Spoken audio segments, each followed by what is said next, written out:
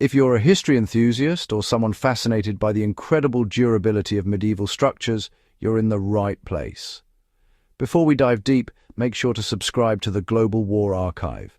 We're uncovering the hidden techniques that allowed ancient builders to construct monuments that have survived centuries of weather, war, and decay. Today we're going to explore a subject that doesn't get nearly enough attention: the lost building blocks of the medieval world, specifically the cements and mortars that held castles, cathedrals, and fortifications together for hundreds of years.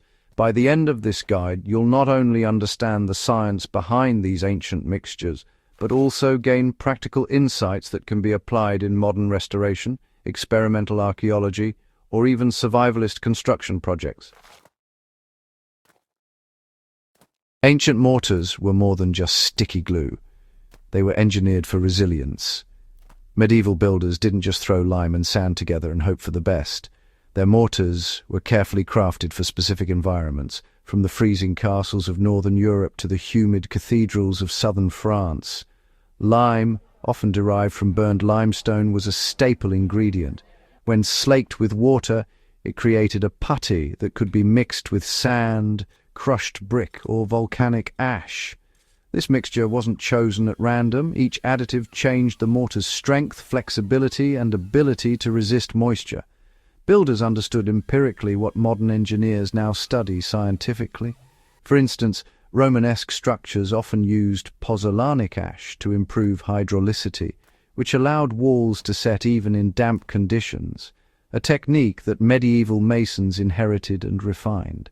For anyone experimenting with natural building techniques today, this is a crucial lesson.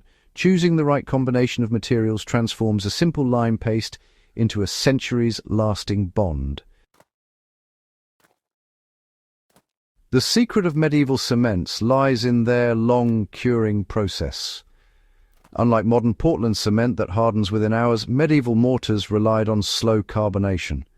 When lime reacted with carbon dioxide in the air, it gradually turned back into limestone, forming an incredibly durable crystalline structure.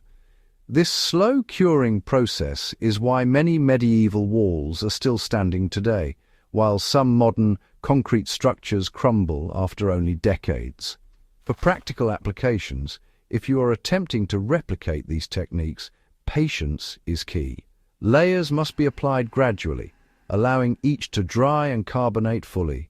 Experimental archaeologists have shown that even a thin layer left to cure properly can outperform a hastily poured modern mix in both compressive strength and moisture resistance. One of the most fascinating aspects of ancient construction is how masons adapted to local geology. In England, for example, chalky limestones were abundant, so builders favored lime mortars with fine sand to prevent cracking. In Italy, volcanic tuff and pozzolana provided natural cementing properties that allowed for domes and arches to stand without steel reinforcement. Understanding these regional adaptations not only sheds light on construction strategies but can also inform modern projects. If you're restoring a stone wall or constructing a survival shelter, studying local soil and mineral content and how medieval masons leveraged these materials can dramatically improve the longevity of your work. The enduring strength of medieval cements teaches lessons for modern sustainability. Medieval mortars weren't just strong, they were sustainable. They relied on naturally occurring materials, required minimal energy to produce, and were often repairable rather than disposable. This contrasts sharply with modern cement production, which consumes massive amounts of fuel and generates significant carbon emissions. For a history buff interested in practical survival skills, recreating these mortars provides a way to construct long-lasting structures with minimal environmental impact. You could, for instance, build a small fortified storage hut using lime, sand, and crushed brick, a technique virtually unchanged since the Middle Ages. The process involves slaking the lime, mixing it with sand or local ash, and layering it carefully while allowing each layer to cure, a step-by-step method medieval masons would recognize immediately.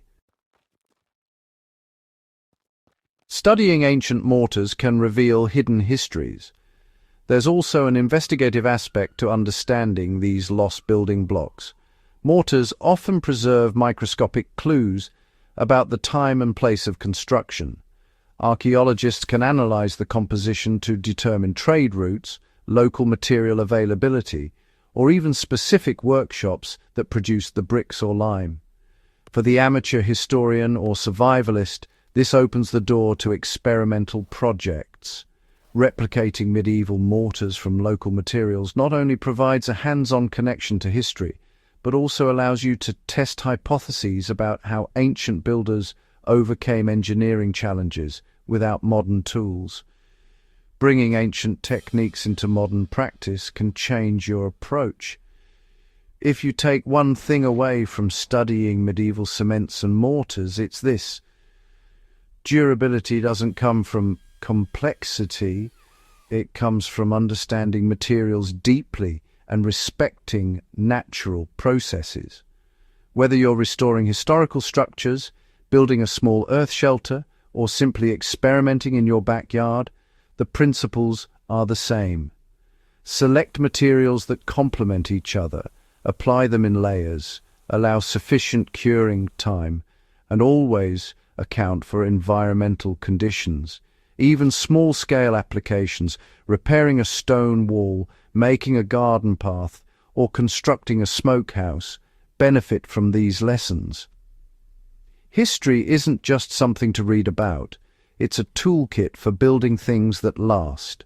In closing, if you've enjoyed uncovering the secrets of medieval mortars and want to dive deeper into other lost technologies of the past, make sure to hit that subscribe button and share this video with fellow enthusiasts.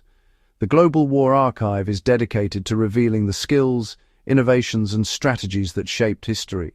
And by subscribing, you'll join a community committed to learning from the past to survive and thrive in the present.